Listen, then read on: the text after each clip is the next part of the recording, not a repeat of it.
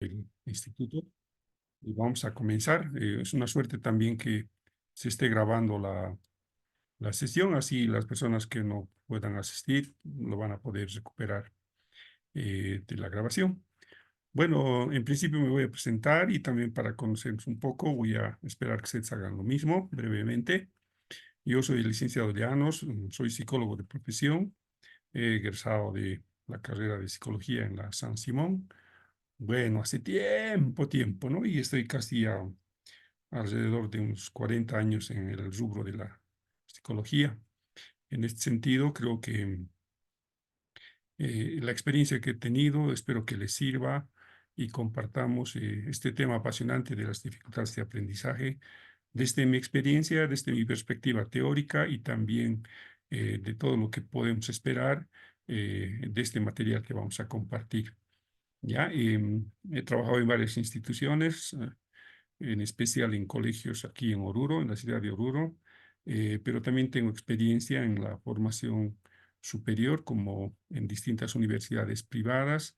También estoy en la Universidad Técnica de Oruro, ahora que tenemos la carrera de psicología allí. Y también en el trabajo he estado por las aldeas infantiles SOS, he trabajado en Fe y Alegría, he trabajado también en la Normal, he trabajado mucho tiempo en el colegio alemán y esa experiencia creo que me ayuda a poder compartir con ustedes estos espacios, ¿ya? Bien, entonces, así brevemente quisiera conocerles a ustedes rápidamente para un poquito tener también la pauta de referencia que ustedes me van a dar para los contenidos. Entonces vamos a empezar por Mariluz, por favor, Mariluz. ¿Puedo comenzar yo? Dice, Buenas noches, licenciado, buenas noches, colegas, compañeros. Mi nombre es María Luz Rodas, soy de nivel inicial y es un gusto poder pues formar parte de este diplomado y bueno, con muchas expectativas, ¿no? Para seguir aprendiendo también, ¿no? Y ejerzo como maestra del nivel inicial acá en el distrito de Montero de Santa Cruz. Buenas noches. Gracias, Mariluz. Georgina, Maite, por favor, Georgina.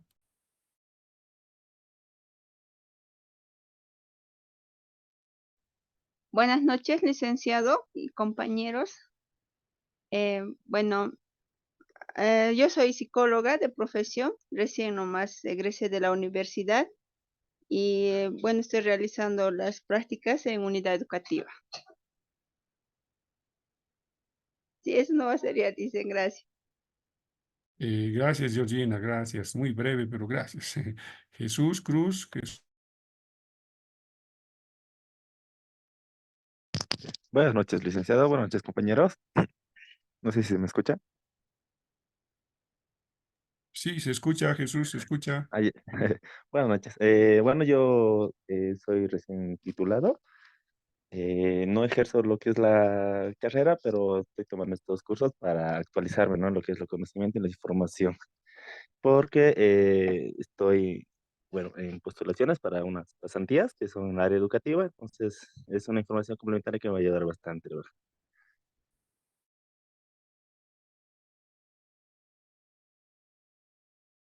Bien, gracias, Jesús. Zaida, por favor. no sé si me escucha, Licen, hace rato le pedí si podía presentarme. Escuchamos, Zaida, adelante. Buenas noches, licenciado, muchas gracias. Mi nombre es Julieta Ramay Berríos y actualmente soy maestra en comunicación y lenguajes y sigo el programa de este Tarija. Gracias. Gracias, Zaida. Consuelo, por favor. Consuelo. Buenas noches, Licen. Mi nombre es Consuelo Cuellar Saavedra, soy licenciada en Educación Especial.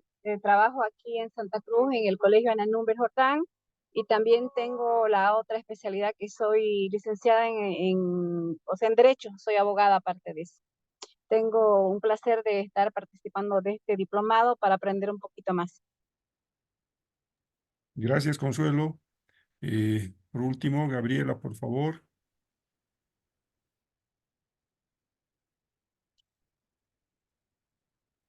Buenas noches, Alicia. Mi nombre es Gabriela Linares García.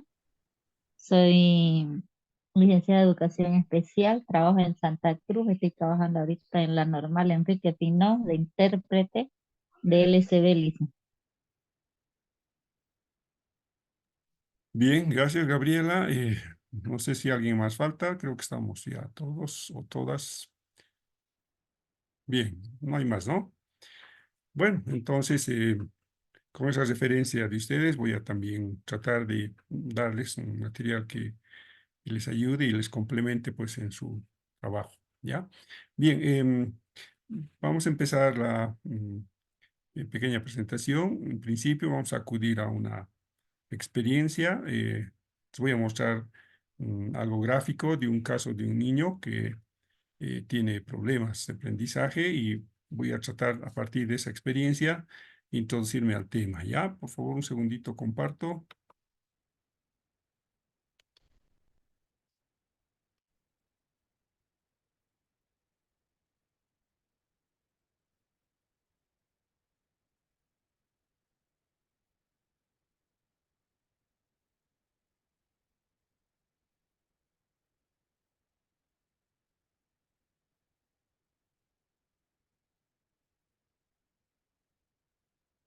Bien, ¿se puede ver? Por favor, ¿alguien me confirma si se puede ver? Se ve, Licen. Muy bien. Entonces, bueno, este es el caso de un niño que nosotros en psicología tenemos una pruebita que se llama las láminas Bender. Son unas láminas simplemente y se les muestra a los niños con el afán de que grafiquen lo que está en la lámina. Son 9 láminas y al terminar la presentación de esas láminas uno hace valoraciones específicas de lo que pueda tener. Voy a describir estas láminas para que puedan ustedes ver ya las manifestaciones de un niño que tiene dificultades en esta área del aprendizaje y que sin ser letra y sin ser una lectura que debería ser lo que probablemente nos muestre si está aprendiendo o no, esta pruebita nos ya indica algunos problemas que va a tener, ¿no?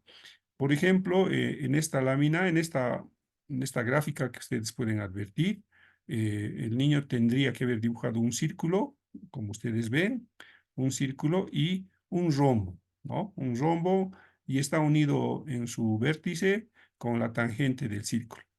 En esta pruebita, que es un dibujo aislado, aparentemente ha hecho bien el niño, ¿no? Eh, y bueno, de esta pequeña prueba hay alguna calificación que nos indica que para su edad ya debería ser con mayor perfección, porque este niño tiene 9 años, ¿no? Sin embargo, se puede calificar el resultado de esta gráfica como regular por el dibujo realizado y ya advertimos algunas dificultades. Por ejemplo, no hay cierre en el círculo, como ustedes ven aquí, no hay un cierre del círculo. Y también el vértice con la tangente un poco se sobreponen cuando en realidad la figura inicial es justamente unido la tangente y el vértice de forma muy perfecta, pero aquí hay una advertencia de ese aspecto. También no hay simetría en los ángulos, ¿no? Aquí, por ejemplo, es un ángulo más cerrado, este está más abierto. Aquí como que ya se pierde el ángulo cuando esta figura debería ser un rombo, ¿no? Un rombo simétrico, más o menos siguiendo esta lámina o este trazo que estoy haciendo en la pantallita.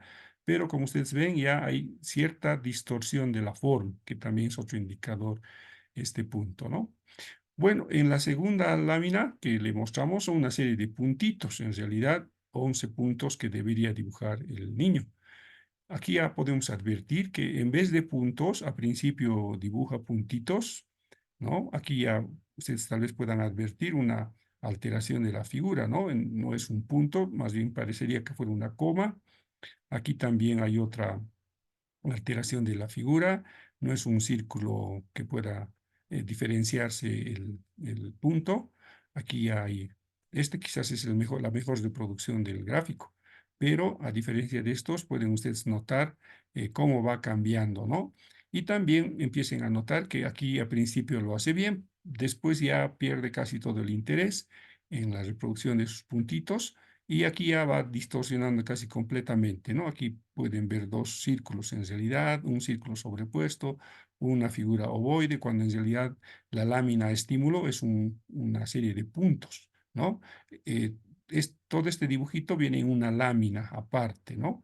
Pero aquí, cuando está reproduciendo en una sola hoja, podemos advertir ese resultado. La segunda lámina también es una lámina, la tercera lámina, perdón, que consiste en figuras ovoides, ¿no? Son como óvalos. Aquí también lo ha hecho bien en la primera, casi bien, yo diría regular. Sin embargo, hay pequeñas distorsiones en los ovoides, ¿no? En las figuras ovaladas que deberían ser. Son en realidad 12 hileras de óvalos y si contamos, aquí por ejemplo eran 11, 1, 2, 3, 4, 5, 6, 7, 8, 9, 10. 10 más, ¿no? Aquí 1, 2, 3, 4, 5, 6, 7, 8, 9, 10 y eran 12. Bueno, entonces en estas dos figuras no hay un acompañamiento de la cantidad de puntitos que debería haber dibujado. Tampoco aquí, que deberían ser 12 hileras, no los ha dibujado. Y si ustedes ven el indicador de esta prueba, se llama distorsión de la forma también, hace rato les mencioné. Aquí al principio hace bien, pero ustedes adviertan que cuando reproduce estas figuras gráficas se va perdiendo totalmente el interés. Aquí ya se ha alterado completamente la forma. Aquí mucho peor. Aquí ya le pone 4 filas de figuras ovoides cuando son en realidad solamente 3. Aquí también pone 3, ya los distorsiona completamente. Bueno, entonces podemos ya advertir que al principio este niño hace bien las figuras, después lo distorsiona, ¿no? Aquí también ha hecho bien y lo distorsiona. Aquí también seguramente cuando he hecho el círculo lo he hecho bien y aquí ya lo he empezado a distorsionar. Entonces, un primer indicador que ya podemos estar advirtiendo de esta figura es que estos niños rápidamente, muy rápidamente, pierden el interés en hacer grafías, ¿no? O lo distorsionan de tal forma que a veces su producción gráfica no es la más adecuada, especialmente en grafías que tienen que ver con letras. Como ustedes pueden advertir, aquí en las figuras geométricas, que son las que se les ha pedido, círculos, rombos, puntos y también aquí óvalos, no los ha efectuado bien. Una figura también muy interesante es esta que tenemos aquí. Inicialmente la figura es una especie de punta de flecha, así una especie como les indicaba, una punta de flecha, y debería haber una distribución gradual de un punto, después 3 puntos, después 5 puntos y después 7 puntos. Eso es lo que se espera que haga el niño en una gradiente, ¿no? De un punto, después 3 puntos, después 5 puntos y al último 7 puntos. Y el grado de figurita también, como les decía, es una especie de punta de flecha, pero aquí ya se ha distorsionado completamente la figura, ¿no? Aquí ha mantenido levemente la diferenciación o la similitud con la figura estímulo. Aquí hay un punto, aquí hay 3.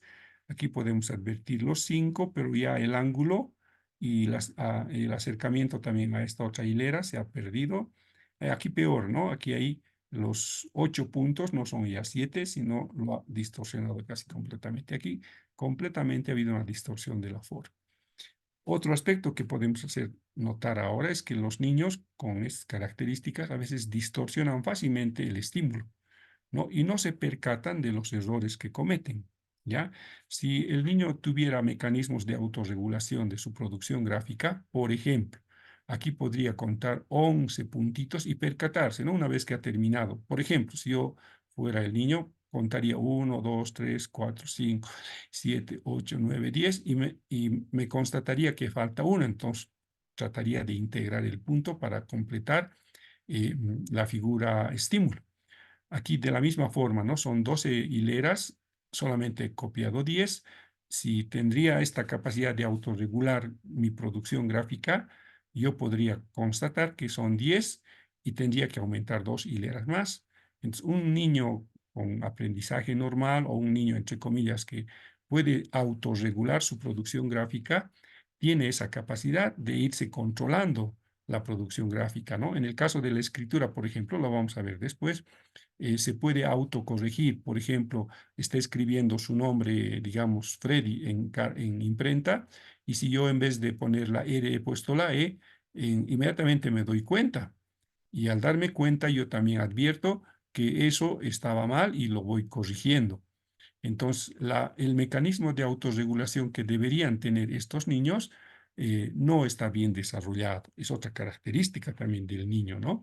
Y en ese sentido, cuando no tiene mecanismos de autorregulación de su producción, en este caso de grafías y en el otro caso en la escuela de letras, probablemente no advierta los errores que comete y también apresurado por su producción gráfica puede cometer muchos errores sin percatarse el error que está cometiendo. Y en esos casos, si si le dijeras al niño, a ver, por favor, lee lo que has escrito, probablemente ni él mismo lea, o tal vez haga el intento de leer como descifrando sus grafías, entendiendo por su producción algo que él mismo ha hecho, pero que para las demás personas no es algo legible, ¿no?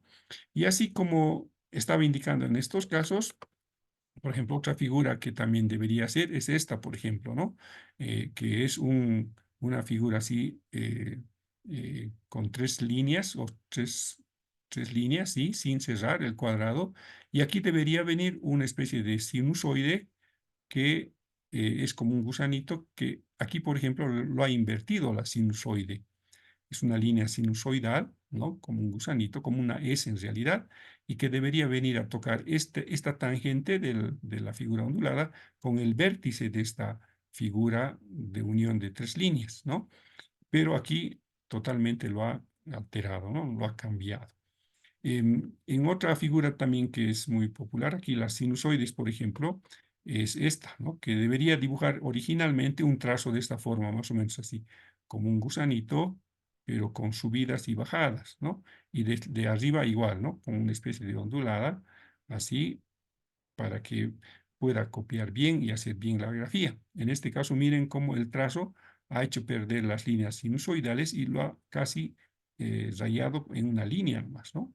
Y aquí todavía ha sido peor porque aquí de arriba a abajo tendría que haber hecho así sinusoides también, mostrando un dominio de lo que los fisioterapeutas llaman la línea media, diferenciar lo que es derecha y lo que es izquierda. Pero aquí no lo hace este niño mostrándonos esa dificultad. Otro nuevo intento hace de esa misma figura y aquí lo pueden ustedes advertir cuando hace una sinusoides con varias ondulaciones, miren, varias ondulaciones, casi 10 en realidad, simplemente para poder hacer, ¿no? Y aquí completamente se ha deteriorado la imagen porque no ha podido hacer las sinusoides izquierda, derecha, izquierda, derecha, izquierda, derecha, debería haber hecho aquí, pero aquí lo ha hecho así ya como sin tener en cuenta la figura que estaba produciendo. Bueno, entonces, este tipo de pruebitas, por ejemplo, que se les toma a los niños cuando nosotros evaluamos, pueden ya mostrarnos estas dificultades en su grafía, ¿no? Aquí ha escrito su nombre el niño y ustedes ya pueden advertir que su nombre está incompleto, ¿no? Y eso también nos muestra que, como les decía al rato, no tienen la capacidad de corregirse ellos, ¿no? Bueno, vamos a ver ahora otra producción. Cuando se le pide que dibuje una familia, que es otra prueba también que los psicólogos empleamos para poder hacer nuestra evaluación, ustedes pueden advertir algunas cosas interesantes. Por ejemplo, teniendo 9 años, este niño ya debería tener la capacidad para poder diferenciar, por ejemplo, ¿no? Si hay simetrías en el cuerpo, ¿no? El cuerpo generalmente tiene algunas proporciones que poco a poco vamos comprendiendo, ¿no? Por ejemplo, la cabeza no puede ser más grande que los brazos, ¿no? Estas proporciones en la figura humana ya son distorsiones que el niño hace de la interpretación de la realidad cuando le dibuja a un personaje tan importante como su mamá. Entonces, las proporciones no son normales, ¿no? Él genera desproporciones, por ejemplo, en torno a la cabeza. Aquí los brazos, sí pueden ver también, son pequeños apéndices que no tienen el tamaño natural que deberían tener. Y no solamente en este dibujo gráfico, vean los 3 gráficos que ha hecho de su mamá, de su papá y del hijo. En este caso, él se ha representado ahí. Hay totalmente desproporciones, ¿no? En el tamaño de los brazos, por ejemplo, o en el tamaño del tronco, ¿no? O también en el tamaño de la cintura para abajo.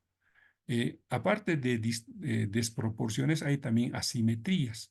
¿Qué son las asimetrías? Que el lado derecho, a los 6, 7 años, el niño ya percibe que hay cierta simetría, ¿no? Mi lado derecho tiene que ser igual que mi lado izquierdo. Entonces, eso nos percatamos cuando construimos una figura del esquema corporal adecuado, y esa adecuación se debe pues a que interpretamos la realidad con esos referentes de proporcionalidad y de simetría. Pero estos niños, por ejemplo, no tienen esos conceptos espaciales y por eso van desproporcionando la figura, ¿no? Si ustedes también advierten en el rostro de la madre, por ejemplo, hay, igual que en las otras figuras, hay detalles que ya deberían tener presencia en estos dibujos. Un niño de 9 años ya debería dibujar, por ejemplo, o percatarse que hay la boca. Ahora aquí también se puede encontrar algunos indicadores emocionales en las figuras humanas, pues, ¿no? Que los psicólogos también advertimos cuando, por ejemplo, omiten la boca. Probablemente emocionalmente advierte o percibe a su mamá como que utiliza la boca para poderse referir. Puede ser que la mamá le grite o le llame la atención fuerte, que él obvia la boca, representando esa situación familiar, o también que puede haber alguna fijación de tipo oral, donde la boca conflictúa la afectación de esta grafía y por eso no dibuja, ¿no? En cambio aquí, vean también que la boca está más grande y abierta, ¿no? A diferencia de esta boca.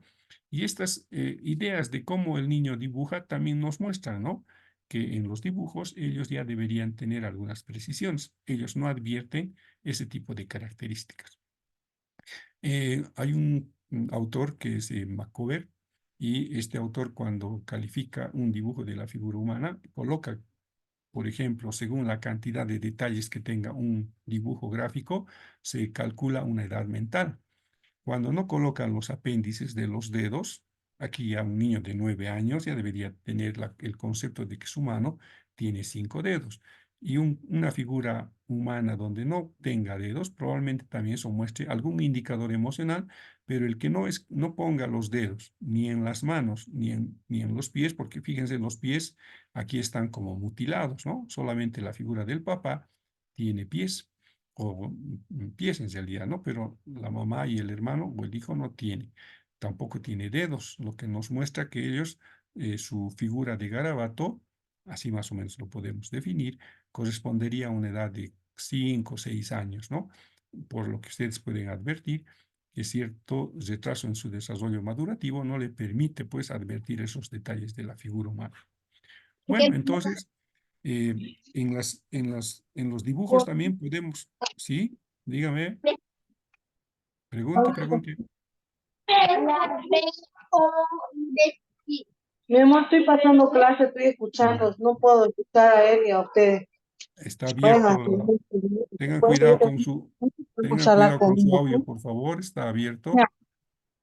Entonces, les decía que tanto en la producción gráfica de figuras específicas o la producción libre, como son dibujos de la figura o de familia, podemos advertir ciertos indicadores que nos muestran estos niños con esas características que he mencionado. Vamos a pasar ahora a una situación donde se le pide al niño que copie un texto, es decir, se le da un texto cualquiera y le pedimos que copie. Aquí también podemos advertir ya con la idea de que este puede ser un indicador de cómo él ve las figuras y cómo él copia. Entonces, ustedes podrán advertir que en la copia el niño va copiando las letras, pero ya va alterando tanto el morfosintáctico de la palabra. No, por ejemplo, aquí la verdadera, ya lo ha cambiado, ¿no? Verdadera, le ha puesto, ¿no? Ha alterado la D por la R, y aquí la B de B chica a B grande lo ha cambiado. Entonces, nuevamente aquí se puede advertir, ¿no?, que estos niños no tienen ese proceso de autorregulación y aún viendo la imagen no copian adecuadamente, ¿no? Alterando las letras que ve. Aquí también, si bien ha copiado bien, a las desproporciones también que ya se pueden advertir, nos pueden mostrar estos defectos que tienen los niños, ¿no? Por otro lado, también aquí, por ejemplo, ya se van uniendo las letras, ¿no? Así que eres sabio y entendido, así decía la frase, pero él lo une, ¿no? Haciendo o mostrándonos un indicador de que las estructuras de la palabra o de las palabras no tienen esas pausas que deberían ya tener, que es un elemento también indispensable para hacer la lectura fonética, ¿no? Porque el niño el niño, un aprendiz que está aprendiendo a leer y escribir, debe hacer separaciones tanto de tono como en espacios de silencio. Por ejemplo, aquí A debería estar separado del sí y no unido como en este caso, ¿no? Ha obviado estos espacios y lo ha escrito casi unido la palabra, ¿no? En realidad, él ha percibido casi como una palabra y no como tres palabras que deberían estar aquí.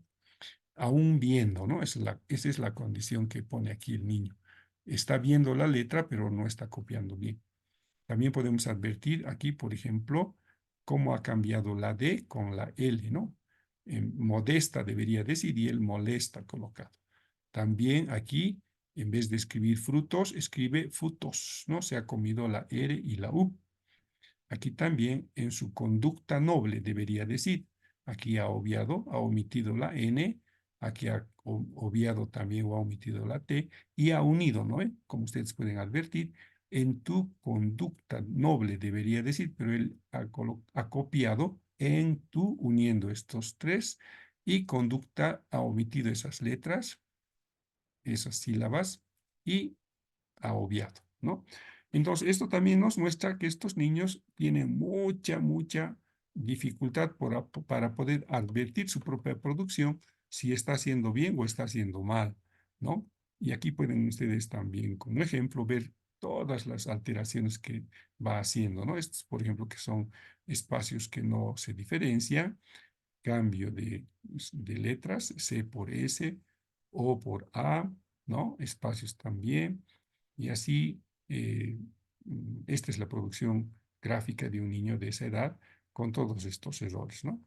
Probablemente ahí ustedes se preguntarán, 9 años que ya debería escribir, quizás no sea una buena producción, ¿no? Y si ustedes leen sin estas correcciones, probablemente no podamos entender. A ver, vamos a tratar de hacer la lectura sin tomar en cuenta las observaciones que se hace en estos círculos, ¿no? En realidad yo lo he hecho para que se advierta precisamente ese detalle, ¿no? De tu propio sen y de moni, ¿no? O sea, si alguien me dice qué es lo que ha entendido, creo que no va a poder encontrar ese sentido que debería tener la frase que está leyendo, ¿no? Aquí lo mismo, ¿no? Y donda a vidi y viso abra y inetabitdal y mucha cosa mala. Bueno, no se entiende, ¿no? Recuerden que esto es copiado, ¿no? Está copiando un texto. Si al copiar texto produce estas grafías, pucha, no, hay que pensarlo, ¿no? Bueno, y también en otra pruebita que así de forma casera se hace, es por ejemplo dictarle.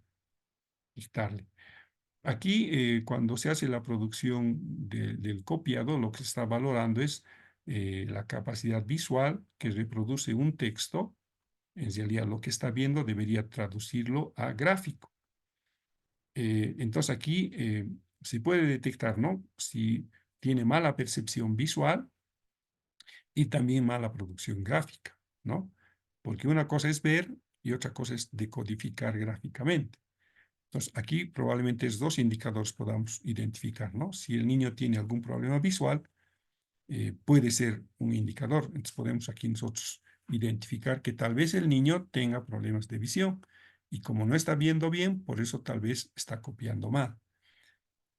También podemos sospechar, ¿no?, que el niño tiene problemas motores, ¿no? No hay un desarrollo adecuado a nivel motor y por eso también no puede hacer estos trazos adecuados de las letras que debería copiar.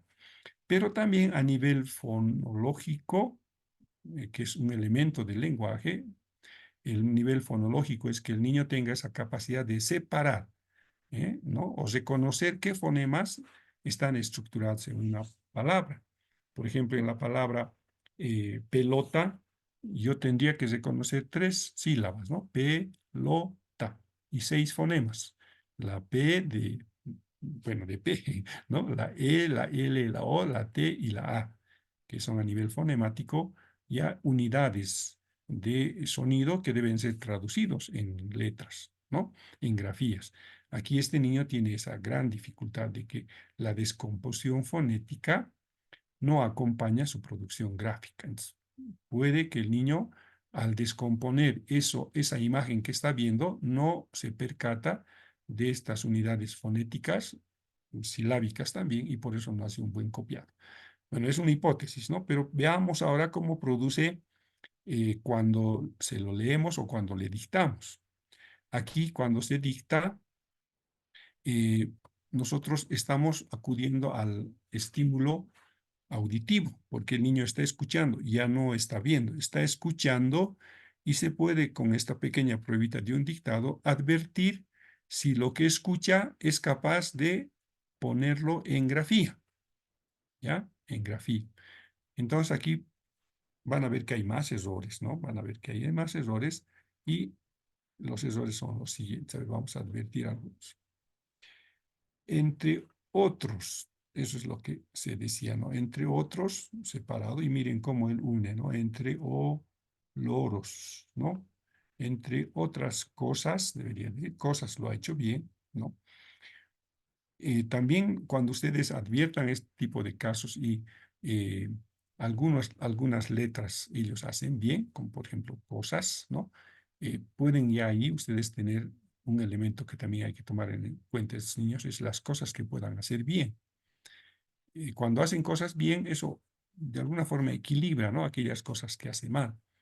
En este caso, por ejemplo, esta palabra cosas, en los sonidos o los fonemas, la go y la sas está ya más o menos estructurado y por eso está produciendo bien, tanto en lo que ha escuchado como que en lo que ha representado la grafía.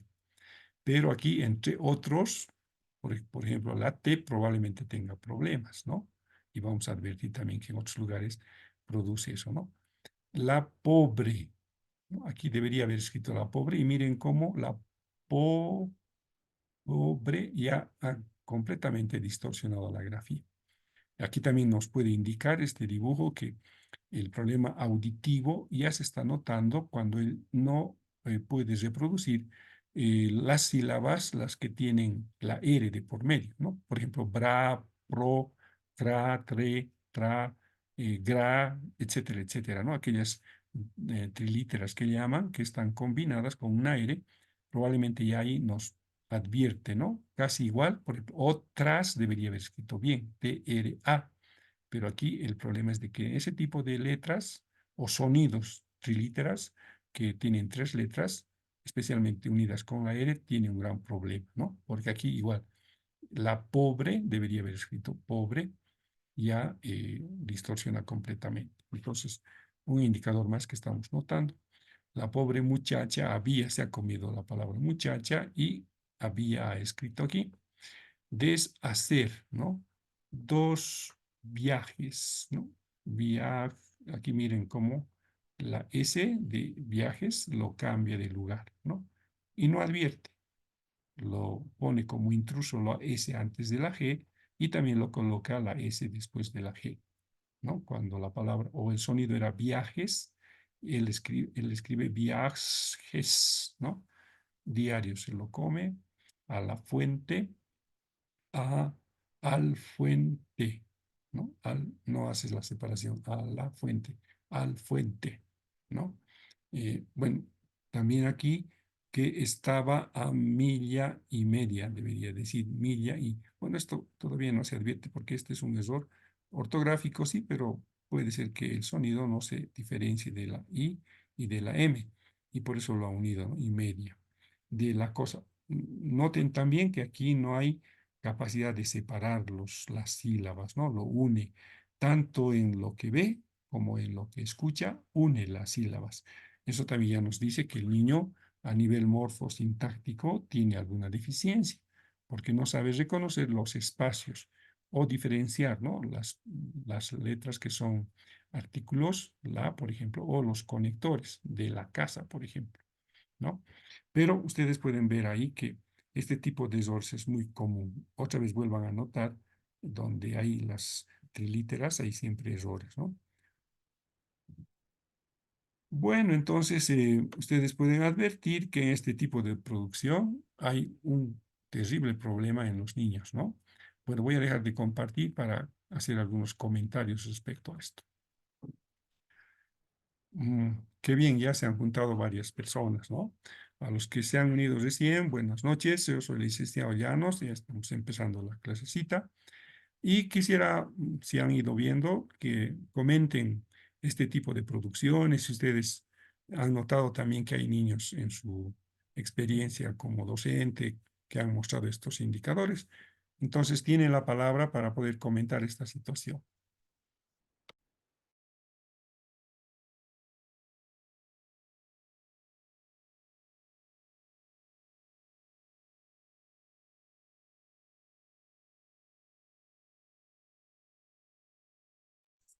Licen, una Aló. consulta.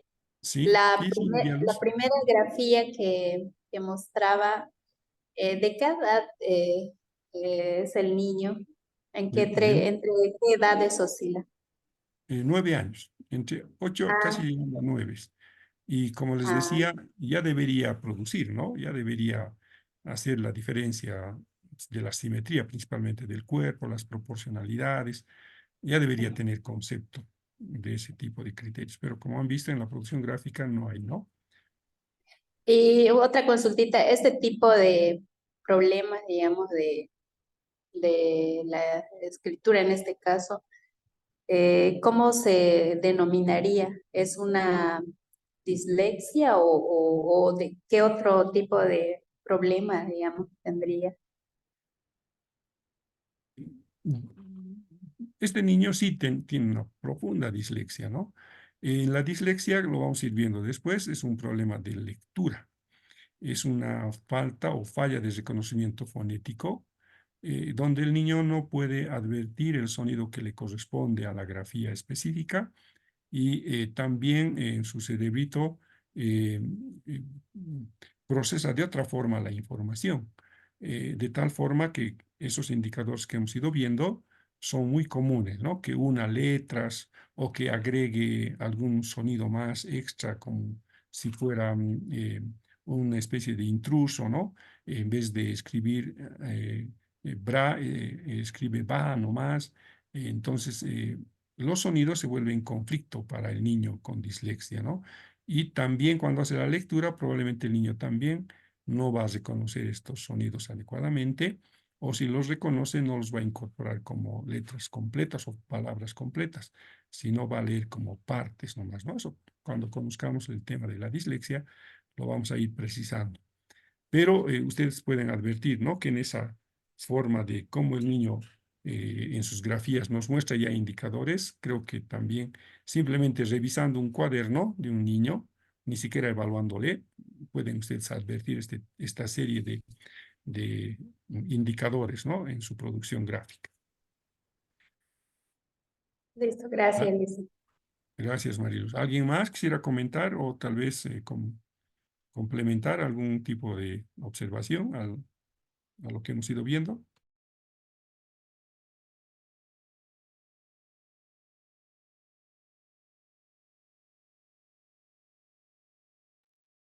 Ya, entonces, bueno, podemos sintetizar de esa pequeña muestra de un caso de un niño que he traído, que hay una serie de dificultades en la producción gráfica, ¿no? Ahora, de forma también resumida, podemos indicar que en estos casos no solamente es la producción gráfica la que muestra estos errores, ¿no? Eh, Tiene más un impacto también de tipo emocional, porque ustedes pónganse en ese lugar de ese niño que no puede traducir en palabras bien escritas algo que quisiera decir o algo que copia o algo que quisiera también producir. Ese niño a veces recibe los impactos emocionales, ¿no? Porque probablemente el hecho de que no pueda, no solamente lo advierte él, sino las personas que están a su alrededor, en este caso, tal vez la maestra, ¿no? Tal vez los papás también se dan cuenta que esa producción no es la más adecuada, ¿no? Imagínense a los papás de este caso, eh, también, ¿no? Muestran una serie de desacuerdos entre ellos, ¿no? Y a veces los factores emocionales que implica tener niños con estas características hace que entre los papás también se echen como sentimientos de culpa, ¿no? Para poder, digamos, tratar de explicar el por qué mi niño, por qué mi hijo tiene estos problemas. Entonces, no solamente es estas alteraciones que muestra el niño en su producción gráfica principalmente, ¿no? Sino que trae otras colaciones a nivel emocional que a veces son mucho más lacerantes, ¿no? Mucho más dolorosas en la experiencia del niño, porque ese niño no se advierte como los demás. Y al no advertirse como los demás, una posible reacción es que se vuelva agresivo. Entonces, al ser agresivo, empieza a querer mm, expresar de esta forma agresiva sus emociones, su disconformidad, y probablemente eso también haga que los propios niños de su curso lo vayan separando, ¿no? Lo vayan alejando. Entonces, no solamente llega a un nivel de factores emocionales, ¿no? Sino también trasciende a un plano social. Entonces, ahí podemos advertir que el problema de los aprendizajes es, como dice su nombre, es un problema, ¿no? No solamente en el ámbito específico de la alteración que tienen, sino también en las connotaciones de tipo emocional y social principalmente, ¿no? Porque ese niño advierte que no es o no tiene habilidades sociales para estar con sus compañeros, ¿no? A veces se torna agresivo, como les decía, y empieza a generar una serie de distorsiones o irrupciones en el aula, principalmente cuando los otros, digamos, están haciendo bien sus tareas, ¿no? Generan también reacciones de envidia, ¿no? Porque ellos, como no saben o no se sienten o no ven que pueden hacer bien las cosas y la maestra a veces hace que resalte esos aspectos, estos niños empiezan a actuar agresivamente, si no es con el entorno, a veces consigo mismo y no quieren ir a hacer tareas o prefieren hacer otras cosas en la casa, no tienen hábitos y una serie de secuelas que van generando, ¿no? En su propio hogar, en su propio contexto muy particular. Ahora también, si bien se puede detectar ya en los primeros años, especialmente de escolaridad, de estos problemas, donde también se va advirtiendo es en cuando ya son mayores, ¿no? Por ejemplo, a los 14, 15 años, y a veces mm, trasciende eso, ¿no? Cuando ya son adultos, cuando ya son mayores y tienen todavía esa especie de herencia en la que en su vida escolar no la han pasado bien y pueden generar ciertos estereotipos de conductas que pueden ser totalmente inadecuadas, ¿no? Para una sociedad que a veces advierte estas pequeñas fallas, digamos, en el desarrollo humano. Entonces, como ustedes podrán advertir, los problemas o las dificultades de aprendizaje son cuestiones que se pueden reconocer en el aula o en procesos así, como dice su nombre, de aprendizaje, pero los efectos a veces son muy amplios y muy complejos, ¿no? Familias, grupos sociales, instituciones donde albergan a estos niños. Entonces, el problema no es simplemente identificar, sino hay que ver de esta otra perspectiva, ¿no? De cómo generar procesos donde estos detalles no tengan estos impactos, así como hemos ido describiendo. Por eso también se han hecho políticas de inclusión, ¿no? A nivel educativo, donde conociendo las bases teóricas que explican estos fenómenos, probablemente este niño que les he mostrado como ejemplo no tenga la culpa, ¿no? Es decir, él no hace intencionadamente estos procesos con estas fallas, no tiene ninguna intención, tal vez él más bien quiere hacer bien, pero no le falla. Y cuando nos preguntamos por qué hay esas fallas, o sea, ¿cuál sería la explicación? Entonces, ahí se hace necesario acudir a comprender otro aspecto que también está involucrado en este tema de las dificultades de aprendizaje, que es principalmente entender cómo funciona nuestro cerebro. Y este quizás es un aspecto que no lo hemos tomado en cuenta antes, porque antes el cerebro debe ser recién nomás la explosión de las neurociencias. Ustedes seguramente ya conocen, por lo menos en nombre, esta palabra. Ha ido generando grandes descubrimientos, ¿no? De tal forma que ahora, con aparatos modernos también, nosotros podemos adentrarnos en el cerebro, lo que antes no se podía, y ver cómo funciona el mismo, ¿no? Y también a partir de esas imágenes que ya nos proporcionan eh, estas máquinas, por ejemplo, las tomografías computarizadas, ¿no? Los ecógrafos, ¿no? Toda esa serie de instrumental médico a nivel neurológico que se va utilizando, las tomografías axiales computarizadas, unos nombres sofisticados también que hacen barridos del cerebro, ¿no? Hacen una serie de cortes y en cada cortecito te va mostrando, pues, cómo se activan estas partes del cerebro. Y esta quizás es una de las teorías que más ha podido explicar el fenómeno de las dificultades de aprendizaje, porque recién se han ido comprendiendo el funcionamiento del cerebro, ¿no? Entonces, nuestra base también teórica debería tener este contenido de entender el cerebro desde estas explicaciones neurológicas, ¿no? Para que tengamos una idea de lo que sucede en nuestro cerebro cuando aprendemos y qué dificultades este cerebro produce cuando ocurre esto. Por eso vamos a hacer necesario que entremos a argumentar teorías de tipo neuropsicológico que nos van a ayudar a entender estos fenómenos de las dificultades del aprendizaje, ¿no? Y quizás mejor que lo que antes teníamos, porque antes, si bien se explicaban estos indicadores que mostrábamos, no teníamos una explicación completa de lo que sucede en el cerebro, porque como les decía, no teníamos las herramientas, ¿no?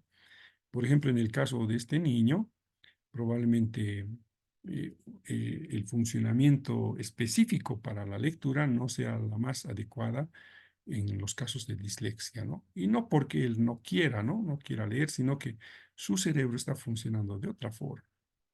Y eso quizás es más una explicación de tipo científico que nos va a poder ayudar a entender justamente los procesos de lectoescritura que se producen en el cerebro. ¿Ya? Bien, entonces, antecitos de pasar a esto de ver el cerebro, yo quisiera que las personas que se han incorporado recientemente nos hagamos una pequeña presentación.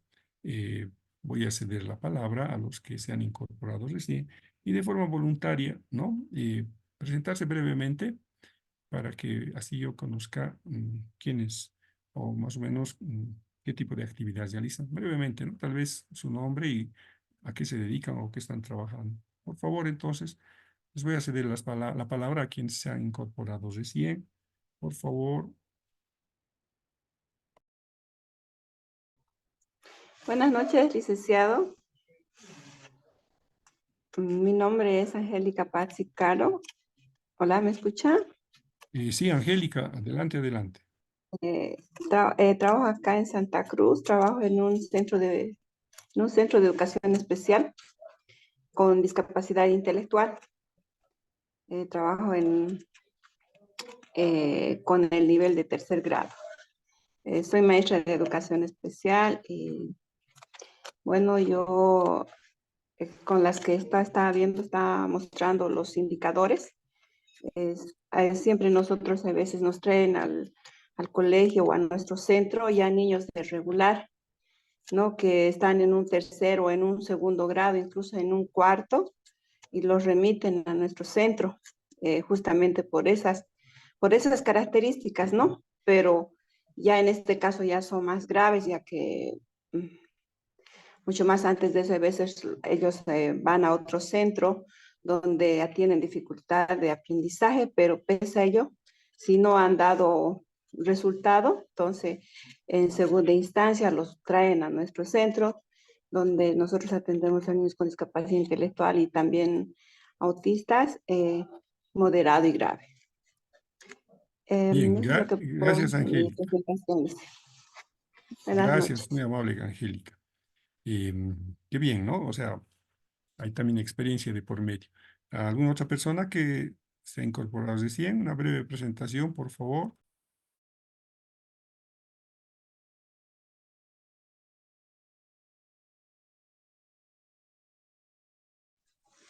Magister, buenas noches.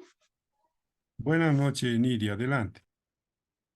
Buenas noches, primeramente, Magister. Darle la bienvenida a la primera clase magistral con su persona. Buenas noches a todos los colegas presentes. Mi nombre es Nidia Terceros Flores. Soy de la localidad de Yayagua. Es de profesión licenciada en Ciencias de la Educación con especialidad psicopedagogía. Actualmente trabajo en una consultora educativa, Cinciarum, con convenio interinstitucional con la Universidad Nacional Siglo XX. Y bueno, aprovechando también que se presentó este diplomado, bueno, ampliar más mis conocimientos, ¿no? Con respecto a lo que concierne a a lo que es el tema tan importante de mi carrera, que es la psicopedagogía.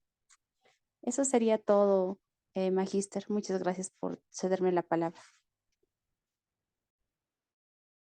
Gracias, Nidia, muy amable. ¿Alguien más, por favor?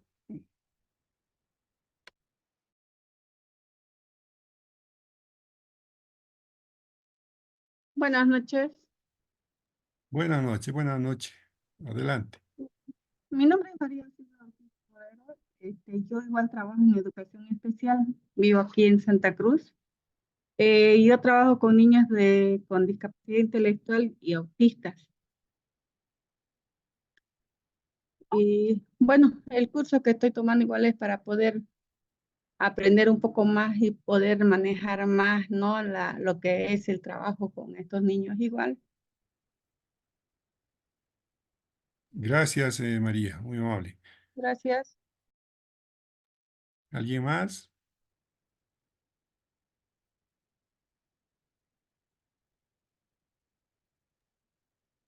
Buenas noches, mi nombre es Alicia Carballo, soy psicóloga de profesión. Yo me he desempeñado mucho tiempo en el área de psicología clínica y vi este curso y quiero incursionar en el área educativa. Es por esa razón por la que tomé el diplomado. Gracias, Alicia, muy amable, gracias. ¿Alguien más?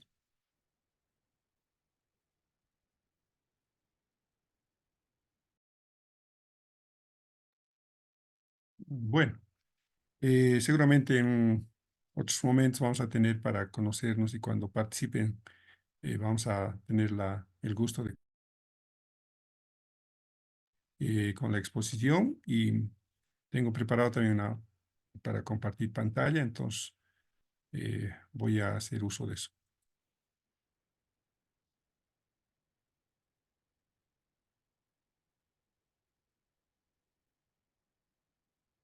Por favor, me confirman si se está viendo las imágenes, por favor. Sí, se visualiza. Ya, gracias, muy amables. Vamos a empezar.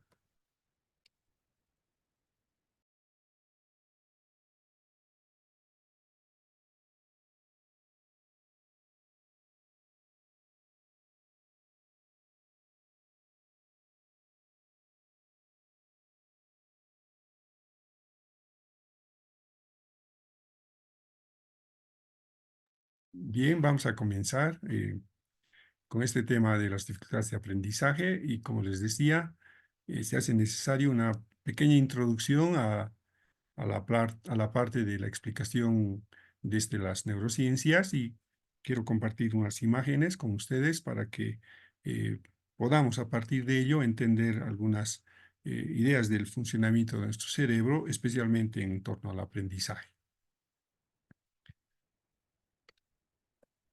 Bien, aquí tenemos una pequeña imagen de nuestro cerebro y vamos a acudir a explicar que precisamente, ¿no?, esta parte de la base del cerebro, donde está el tálamo, el cerebelo, otros conocen como la parte de la base del cerebro también, donde está principalmente estas estructuras, ¿no?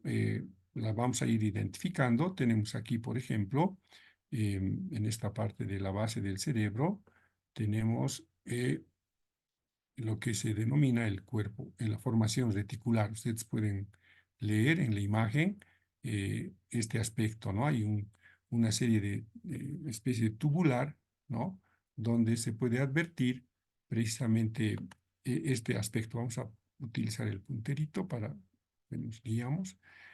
Por ejemplo, ustedes ven aquí esta formación tubular que viene en par y que están justamente aquí, ¿no?, en esta partecita del cerebro, está esta formación tubular.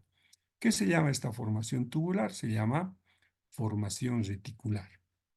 Se sabe ahora, se conoce también que este bloque de formación tubular es el encargado de activar los procesos atencionales, ¿ya?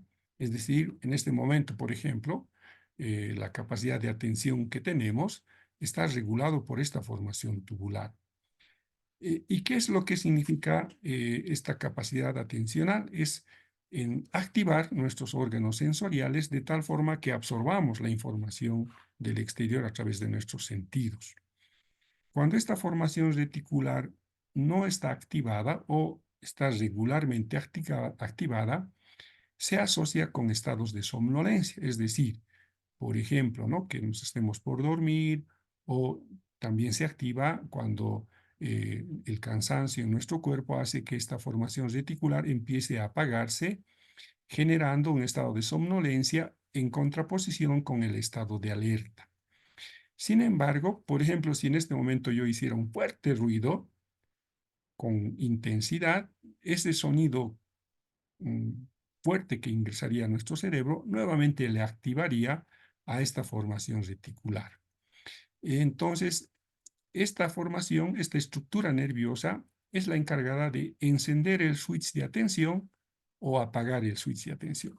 Cuando nosotros nos entramos a dormir o nos acostamos, esta formación reticular se apaga y deja de activar el proceso atencional de tal forma que entramos en somnolencia y nos dormimos.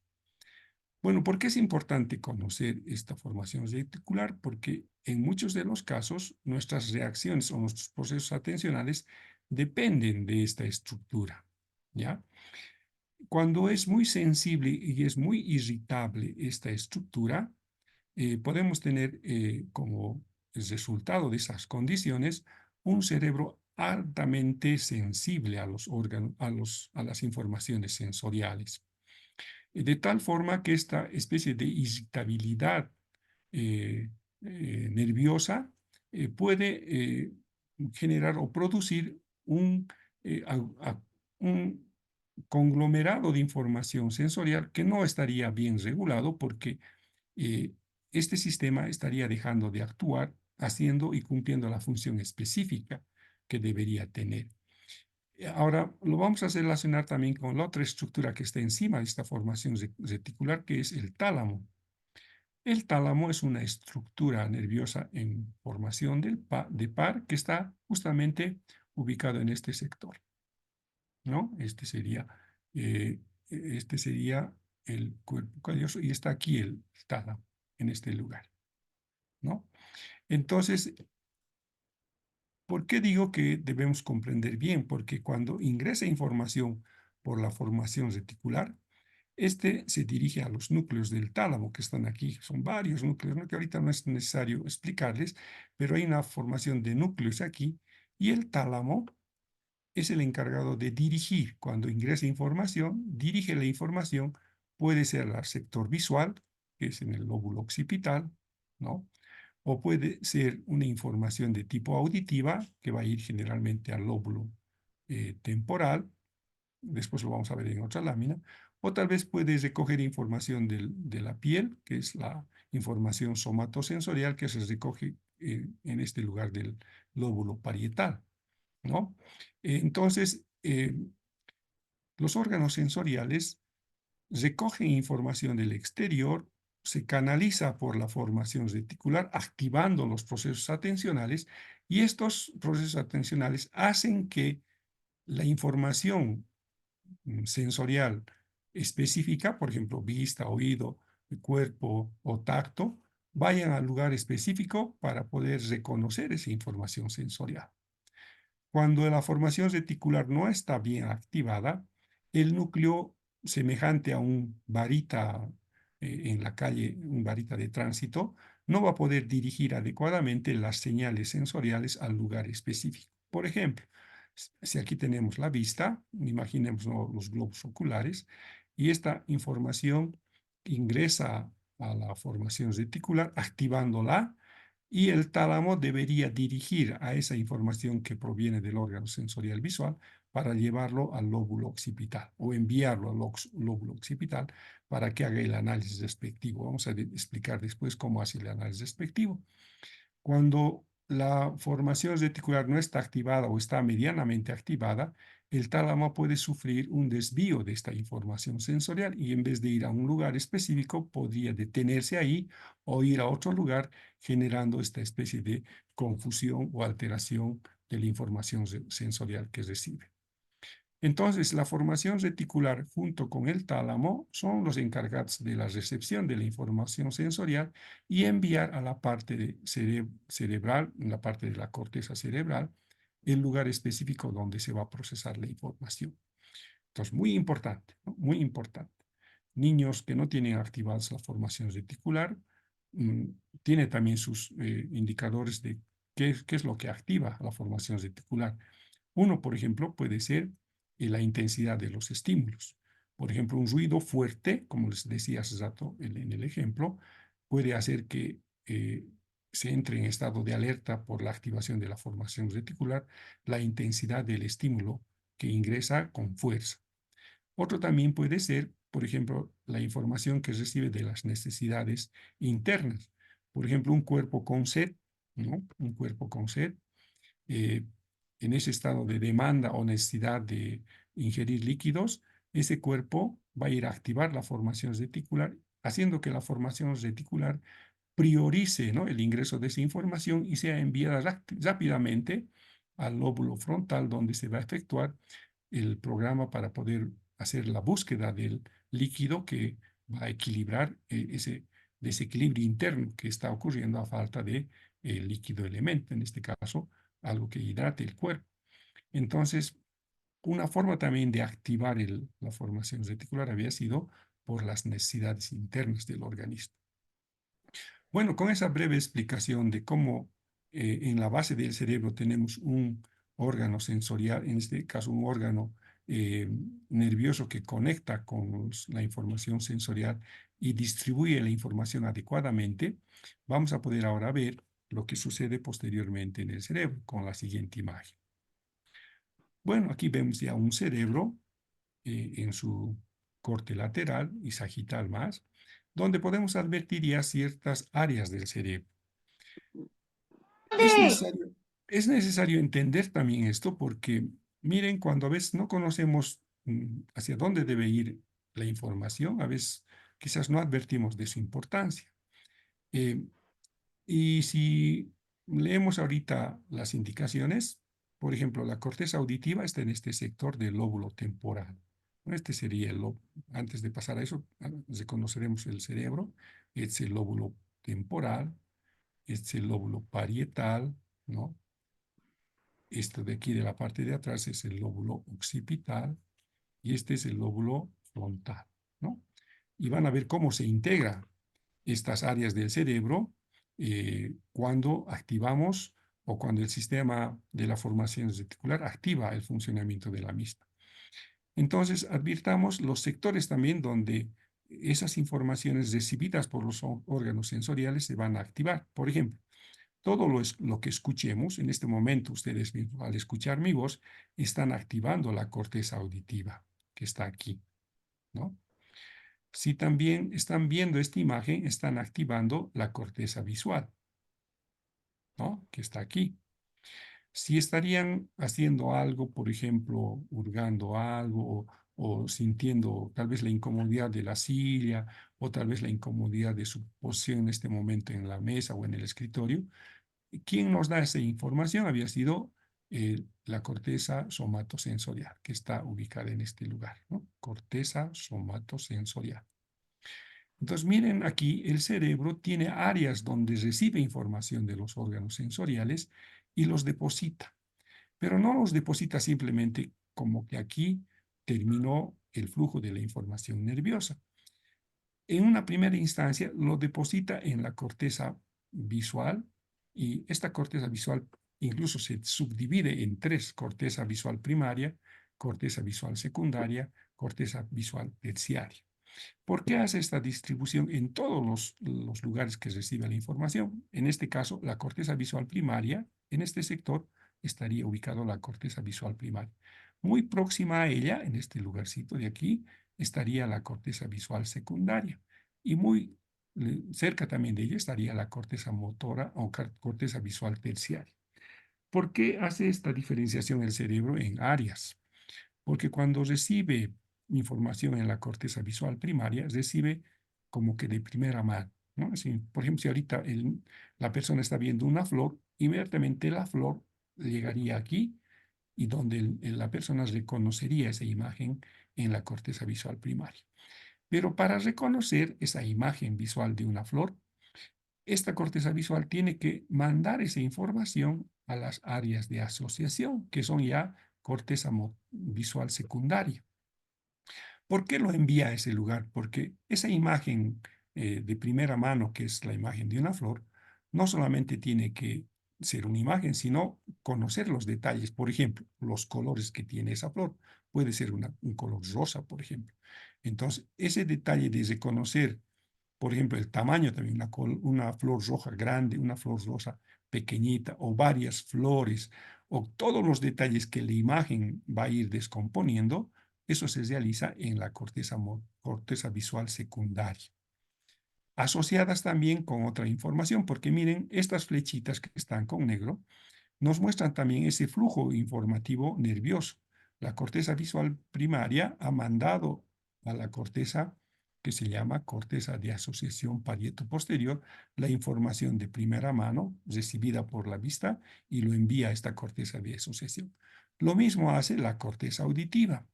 En su primera corteza auditiva primaria recibe la información del sonido y lo envía inmediatamente a la corteza de asociación, porque eso que ha oído no solamente es sonido, sino puede reconocer, por ejemplo, alguna palabra o algún sonido específico. Por ejemplo, si ahorita pasa un auto haciendo ruido, se puede identificar el motor, ¿no?, que está haciendo ruido, y también los sonidos que producen los escapes, o tal vez la bocina. En esos sonidos que recibe la corteza auditiva, se conoce también el tipo de auto que es, si es por ejemplo, puede ser un colectivo, un mini, o puede ser un taxi, y dependiendo de la bocina también, muchos detalles de esa información auditiva pasan a ser descompuestas en la corteza de asociación. Lo mismo pasa con la corteza visual o corteza somatosensorial primaria, que es donde se descompone toda la información y pasa a la corteza de asociación. Entonces, el primer flujo que nosotros realizamos cuando escuchamos, cuando vemos y cuando oímos es que esa información, por ejemplo, ahorita ustedes están escuchando mi voz, están escuchando los sonidos de mi voz, están viendo también las imágenes que estoy acompañando con mi voz, y también están sintiendo, ¿no?, su cuerpo en la posición que están, tal vez también están escribiendo, etcétera, etcétera. Toda esa información sensorial acude y se junta en estas áreas de asociación.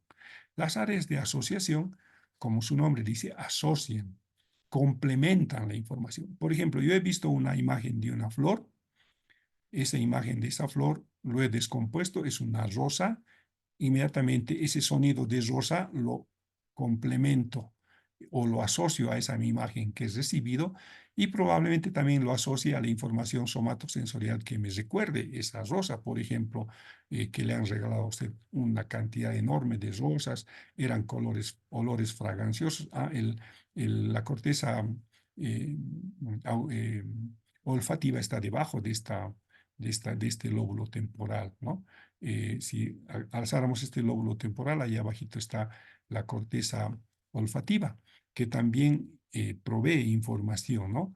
Entonces, la imagen de la flor no solamente es pues una imagen, sino también es sonido y recuerdos de experiencias con ese objeto que asociadas le dan gran significación a las cosas. Porque no solamente vemos flor, sino vemos una serie de informaciones más como una especie de disparador de recuerdos, ¿no? Recuerdo de los tipos de flores que haya visto, los sonidos de los nombres de esas flores, las sensaciones que tenemos, por ejemplo, asociadas a esa imagen de flor y a ese sonido de flor.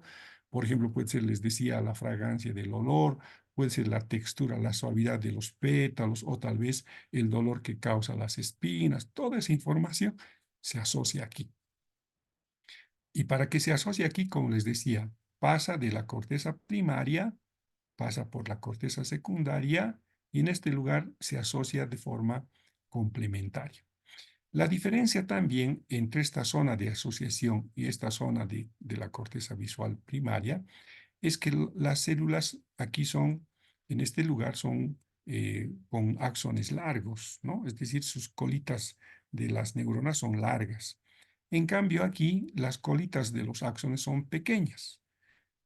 ¿Cuál es la diferencia entre esta que tiene cola larga, su axón, la neurona, y esta que tiene una cola pequeña, o también se denominan neuronas multipolares? Es que las neuronas de este sector tienen esta función de asociar la información, es decir, cuanto más se conectan con otras neuronas, más complementa la información que requiere. En cambio, aquí, cuando son largas las colitas, reciben la información de la vista e inmediatamente llega aquí por esa rapidez que ese axón alargado como cola facilita el trayecto de la información a este lugar de la corteza. Entonces, también en el cerebro hay diferentes tipos de neuronas que cumplen una función específica y que hacen que el cerebro tenga distintas funciones por esa diferencia de neuronas. Entonces, así de manera resumida podemos decir, ¿no? Las cortezas primarias, tanto visual, somatosensorial o la auditiva, son informaciones que van directamente al lugar a activar la memoria, tanto visual, auditiva o somatosensorial, y que dependiendo de la rapidez es que la respuesta también puede ser vital para la persona que está asociando esa información. Entonces, la función que cumplen esas neuronas de cola larga es que cuanto más rápido llegue la información, más posibilidades de que el cerebro reaccione a ese estímulo. En cambio, las otras neuronitas que tenemos aquí en las áreas de asociación, porque van a ver que no solamente hay aquí, ¿no? Aquí dice corteza de asociación parieto posterior. Aquí también tenemos corteza de asociación prefrontal dorso lateral. Es esta estructura que ustedes ven coloreada con verde. Ahora vamos a conocer después para qué sirve, pero ahorita es importante simplemente reconocer que el cerebro tiene áreas, ¿no? Donde diferencia la información que ingresa, pero también la complementa. Entonces, antes de pasar al otro lóbulo frontal, yo quiero detenerme aquí para ya hacerles una pequeña indicación. El cerebro, entonces, al cumplir estas funciones de asociar órganos sensoriales o información sensorial, lo que hace es que la información que va a recibir el cerebro se complementa con otro tipo de información. Eso quiere decir que para enseñar algo a nuestros estudiantes, a nuestros alumnos, no solamente tienen que ver, ¿no? Sino también tienen que oír y mejor si tienen que experimentar con su cuerpo.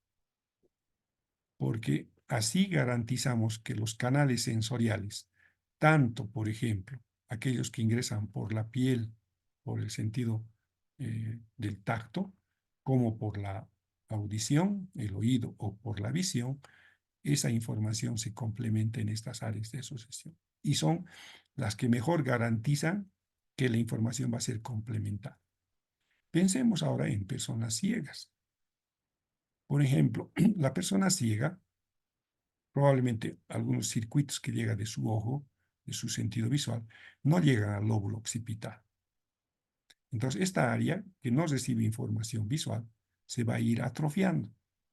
Atrofiar, en este caso, implicaría que estas áreas del cerebro no van a cumplir su función específica y van a ser absorbidas por una ley de las neuronas, que son la ley de la plasticidad del cerebro, que consiste en que áreas del cerebro que no están siendo utilizadas pasan a dominio de otras funciones.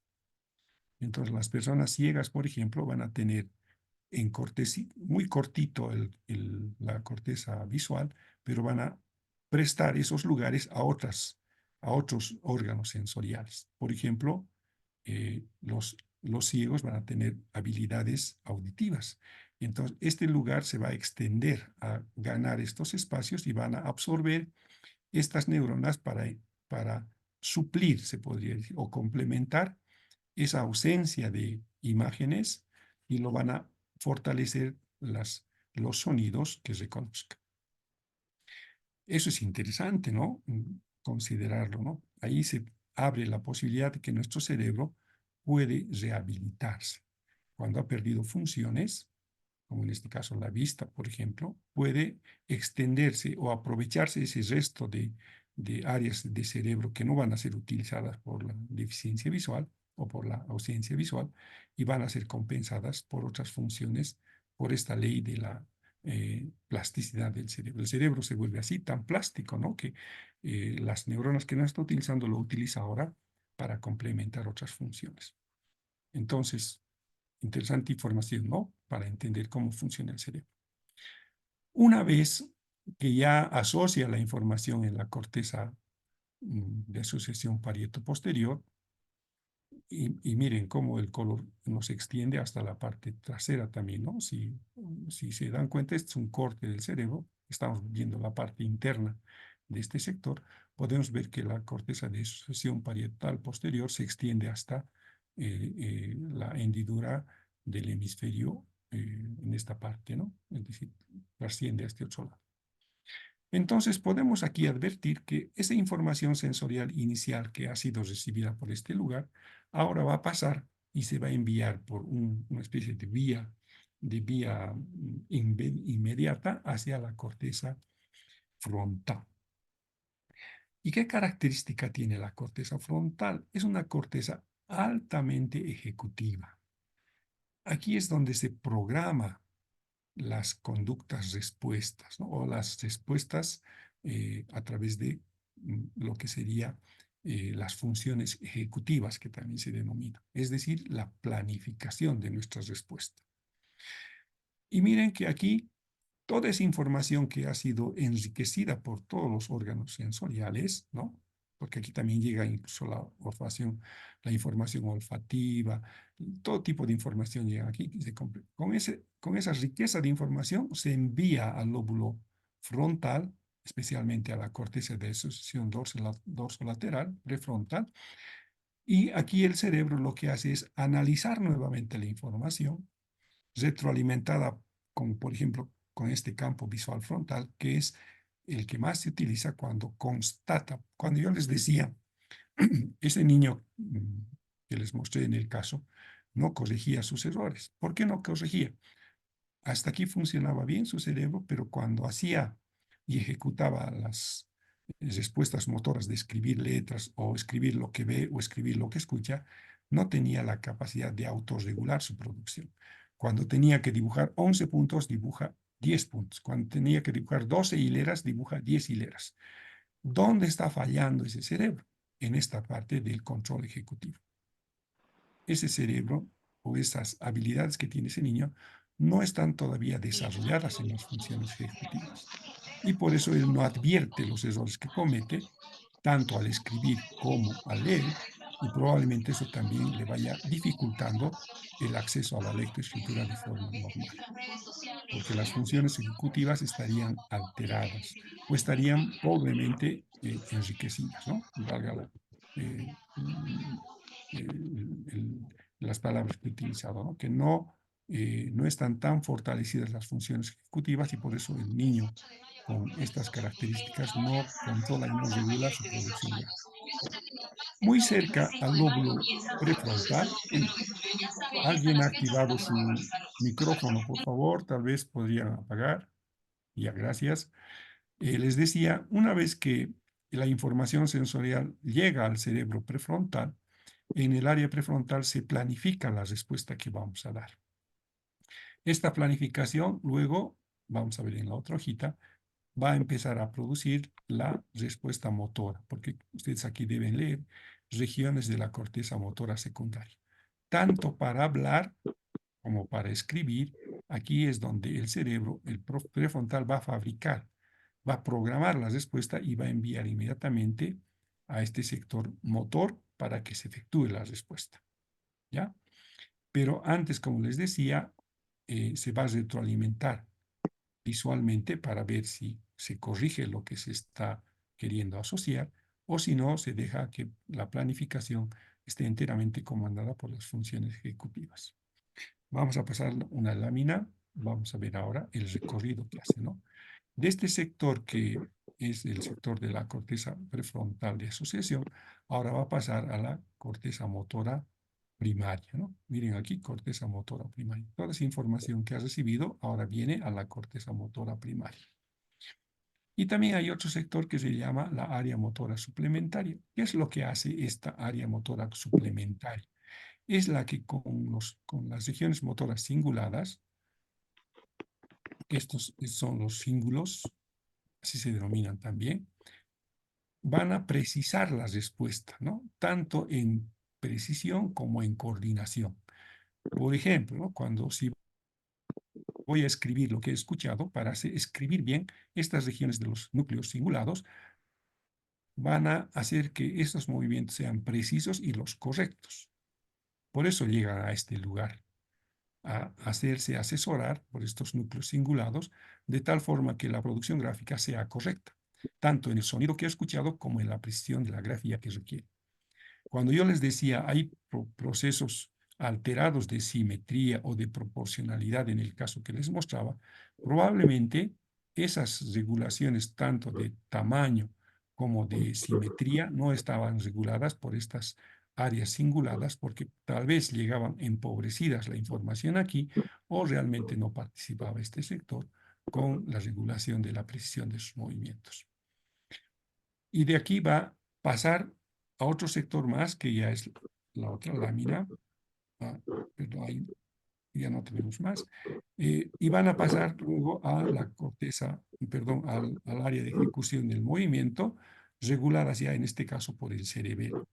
Esta información de la corteza motora primaria va a pasar por aquí y se va a efectuar la respuesta tanto escrita como en este caso puede ser a través de la lengua, donde va a precisar los movimientos específicos que van a producir un sonido específico también. Bueno, entonces miren que el cerebro había sido muy complejo en su circuito nervioso, pero que nos permite entender, ¿no?, la importancia de la integración del foro. Aquí este cerebro, para que podamos nosotros entenderlo bien, integra las estructuras cerebrales. El cerebro no actúa solamente en una parte, sino integra todo el cerebro. Cuando se ha visto imágenes de tomografías, el cerebro cuando lee una persona no activa solamente un sector como antes se creía o como antes se podía imaginar. Como les decía antes, no tenían mucha información. Ahora en los cerebros que se pueden escanear, cuando una persona lee, cuando una persona escribe, cuando una persona habla, todo el cerebro se activa por este circuito que yo les mencionaba, ¿no? Cuando ingresa un sonido, simplemente, o una imagen de una flor, no solamente se activa este sector de la parte visual, sino se activa también los sonidos, la memoria auditiva, podríamos decir, que es la que a esa imagen está asociada ese sonido y se activa directamente con otro tipo de información más como la somatosensorial.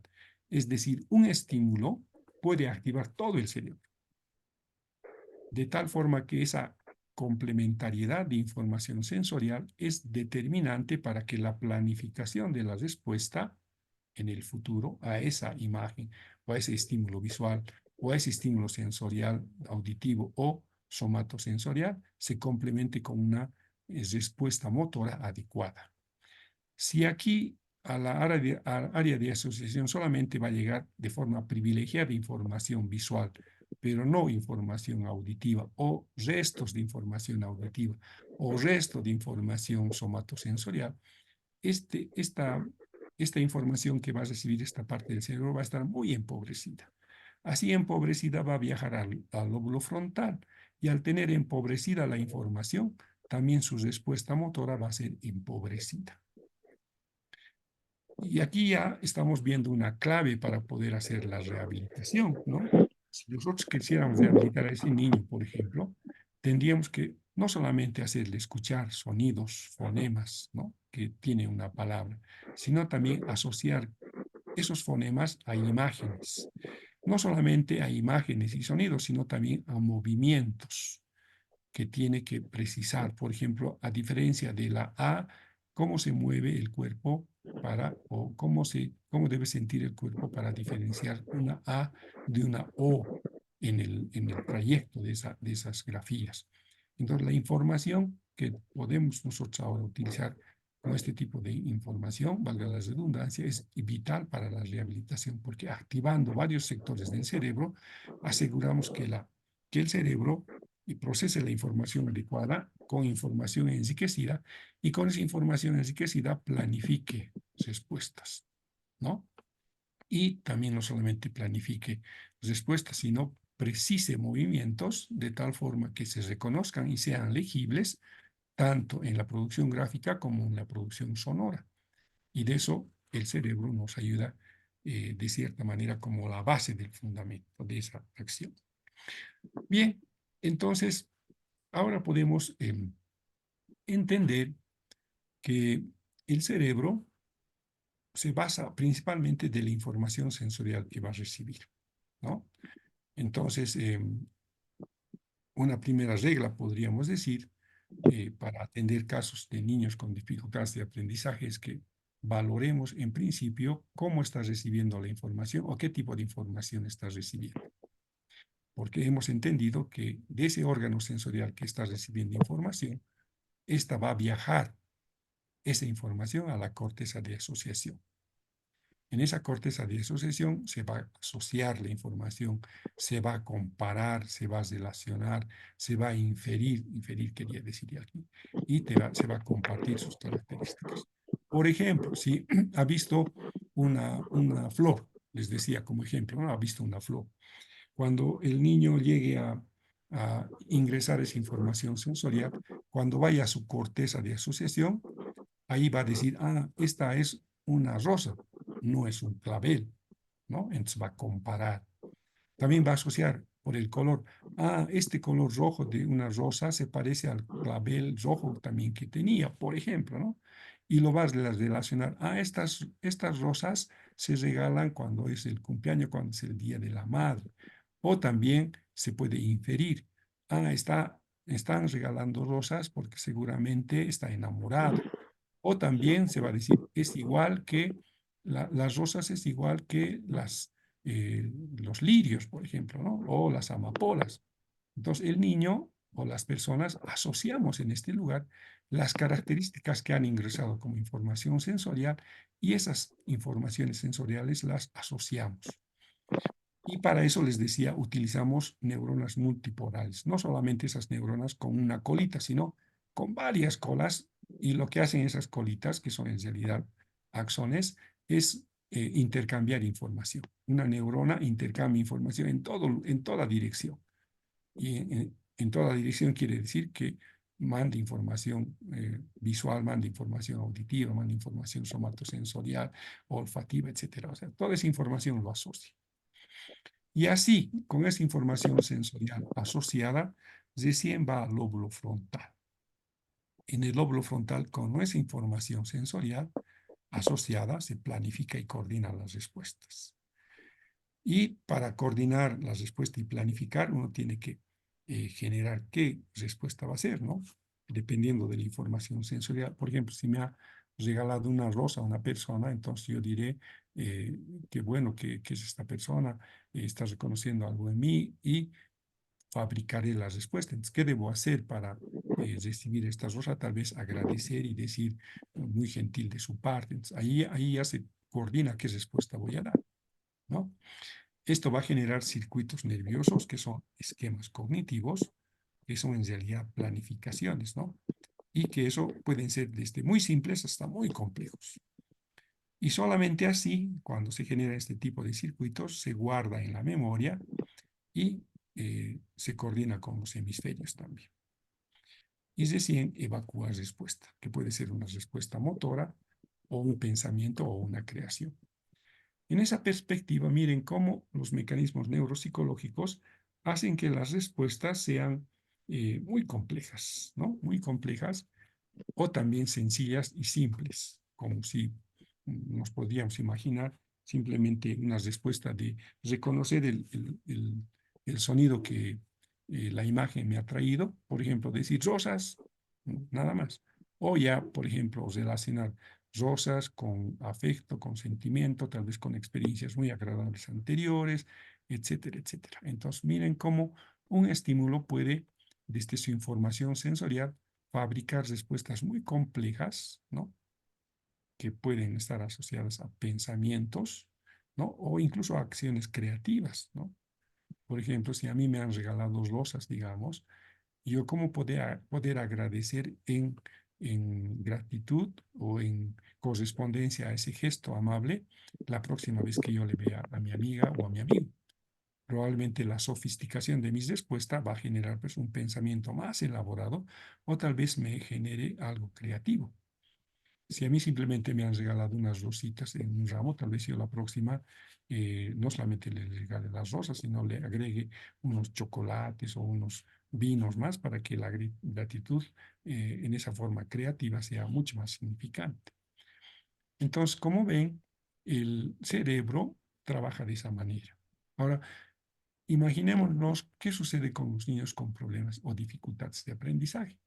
En estos niños probablemente la información sensorial esté muy empobrecida. Si está así, la corteza que recibe esta información sensorial no va a poder asociar adecuadamente la información.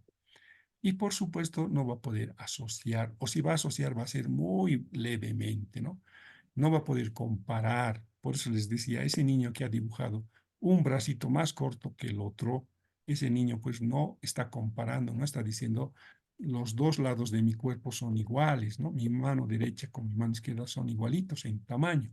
No puede comparar, no puede relacionar también, ¿no? La derecha con la izquierda. No puede inferir que aunque no vea, por ejemplo, él sabe que tiene 5 dedos en sus pies o 5 dedos en sus manos, o que no puede no tener boca o una cara, ¿no? Entonces, él tiene que hacer esas inferencias y compartir también sus características con las producciones que él realiza. Probablemente también ahí las áreas de asociación de esos niños no están suficientemente desarrolladas, ¿no? Por eso no asocian la información. Y probablemente también, como no reciben buena información sensorial, no pueden asociar, probablemente también el lóbulo frontal carezca de insumos para generar respuestas específicas a nivel de pensamiento, a nivel motor y a nivel de ser creativos. Entonces, tal vez un poco sintetizando, ¿no? Vean la importancia que tiene el cerebro en la producción unitaria de su función específica. Un autor, Alexander Luria, de la escuela soviética, habla precisamente de los 3 bloques funcionales que es la base de esta explicación teórica que he dado, ¿no? Este autor, Luria, identifica esos 3 bloques. El bloque activador de la atención, que es el que les he mencionado, donde está la formación reticular como la responsable de activar nuestros procesos atencionales, y darle al cerebro la oportunidad de que en esa condición de alerta ingrese la mayor cantidad de información a los lugares específicos, ¿no? Recuerden ustedes que les decía que la formación reticular no solamente se activa la atención, sino también dirige la información al lugar adecuado. Cuando el bloque activador de la atención está adecuadamente funcionando, toda esa información va a pasar al bloque de procesamiento de la información y de la memoria. ¿En qué consiste este bloque? Precisamente en que cuando yo les decía, esa información va a la corteza visual, de la corteza visual va a la corteza de asociación, de la corteza de asociación va al lóbulo frontal donde se va a procesar la parte ejecutiva. ¿Qué es lo que estoy haciendo ahí? Estoy hablando de este bloque de procesamiento de la información. El procesamiento de la información asocia, integra la información y es más rica para guardar y almacenarlo en la memoria. Ese bloque, cuando más información sensorial ha recibido, más probabilidad tiene de que la memoria lo almacene a largo plazo y sea muy sustancial el registro de esa información, porque esa información complementada por otro tipo de información, de otro canal sensorial, es una información que va a tener varios disparadores. Alguna vez tal vez les ha sucedido eso. Han visto la cara de alguien y no se acuerdan dónde era lo que han visto, pero inmediatamente se acuerdan el nombre o el lugar. En este ejemplo tan simple de que a veces tú reconoces una cara, pero no sabes qué se llama, es justamente esta situación en que el bloque de procesamiento agarra información sensorial, no solamente lo que ha visto, sino también lo que ha escuchado. Por ejemplo, si ha visto a una cara de una persona y lo ha reconocido, pero no ha podido identificar el nombre, inmediatamente esa información que está activada por la necesidad de recuerdo se va asociando en este lugar. Y recuerda, es parecido, él es bien parecido al Benjamín. Ah, ya sé qué se llama. Se llama Bernardo. ¿Por qué ha sucedido esa recuperación de la información de la memoria? Porque hemos llegado a asociar esa información que inicialmente había sido el rostro de alguien que hemos visto, lo hemos asociado a un nombre y hemos recordado el nombre de esa persona para poder identificarlo precisamente. ¿Por qué sucede eso? Porque, como les decía, el bloque de procesamiento de la información funciona así, asocia la información. Entonces, para aumentar la memoria de una persona, para mejorar y estimular la memoria, tenemos que utilizar todos los órganos sensoriales. ¿Para qué? Para garantizar su recuperamiento de la información, de la memoria. Y para que el niño recuerde, yo debo utilizar todos los canales sensoriales posibles para que esa información que ahora está siendo asociada o está siendo integrada en este bloque tenga mayor probabilidad de que se recupere en el futuro. Entonces, miren cuán importante había sido más información sensorial, más posibilidad de memoria asociada, ¿no? E integrada. Estos dos bloques terminan después activando el otro bloque, el bloque de planificación y la autorregulación, que es la que se ubica en el lóbulo frontal que les decía. Este bloque es de las funciones ejecutivas. Como su nombre dice, planifican la respuesta. Pero van a planificar bien cuando tengan buena información sensorial, cuando esa información esté asociada en este lugar del segundo bloque y recién con esa información planifiquen una adecuada respuesta. Pero no solamente planifiquen la respuesta, sino autorregulen.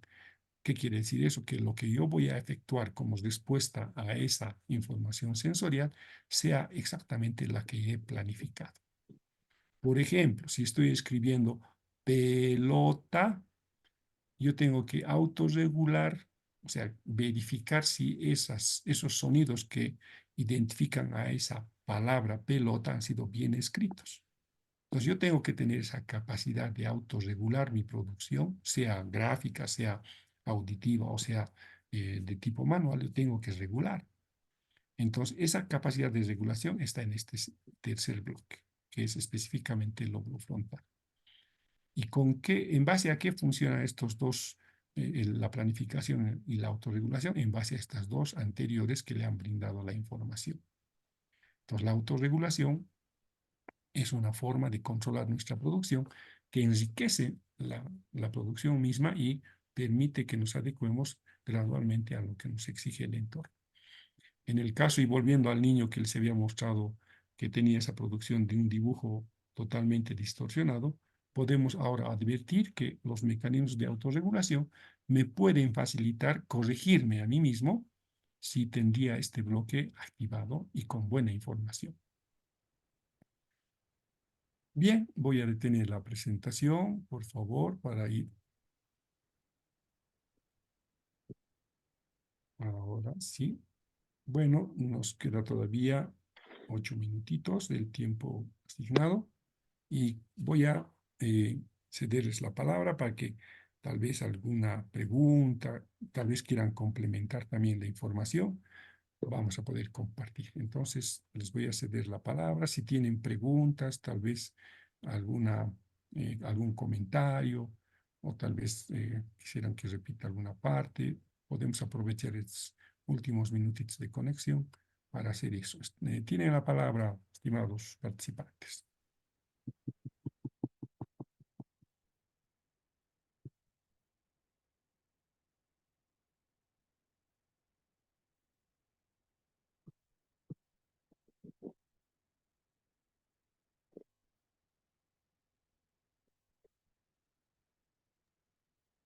¿Nadie? Lice, perdón, magíster. Para Adelante, mí Angélica. personalmente la explicación que nos ha dado particularmente está muy clara, es súper entendida, conforme con la explicación personalmente, Lice. Gracias, Angélica, gracias. ¿Alguna otra persona que quisiera compartir, tal vez ampliar algo que no ha entendido?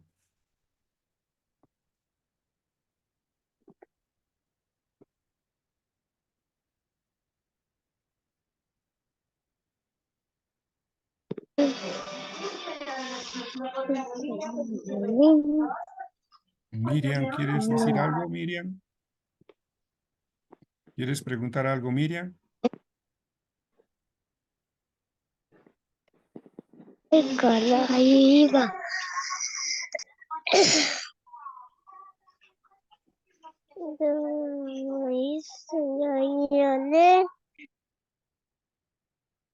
No quiere preguntar, Miriam. Bien, entonces, si no hay más interrogantes y apoyándome en lo que decía Angélica, espero que la comprensión de esta pequeña charla haya sido fácil, pero siempre voy a estar abierto a cualquier interrogante. Tal vez también darles mi número de celular si en el transcurso de esta semana o, o estos días también necesitan algo que les pueda enriquecer, me mandan más mensajecito y yo voy a estar predispuesto también a poder colaborarles, ¿no? ¿Tienen mi número de celular? Si no, les repito para que se anoten y podamos tener ese contacto también. Lisa, no se preocupe. Nosotros mediante el corporativo, el número corporativo, mediante ahí pueden comunicarse todos y nosotros les vamos a pasar dependiendo sus dudas y demás. Entonces ellos también tienen la plataforma por donde ellos pueden ingresar y pueden tener el material que usted va a compartir el día de hoy. Listo, entonces, con esa aclaración, bueno, esperamos conectarnos por ese medio, ¿no? De todas maneras, también voy a yo compartir algún material, en este caso, seguramente al corporativo, como dice la que nos está ayudando, y hacerles llegar el material respectivo. De este también, de este tema que hemos avanzado, voy a pasarles material para que complementen su formación, pues. Bien, entonces, otra vez preguntando si no hay otras dudas, algo más que quisieran eh, eh, vertir, yo aprovecharé este tiempito para despedirme. Dicen todo claro, no tengo comentarios, muchas gracias. Gracias, Aida. Buenas noches. Entonces, que sea hasta el día.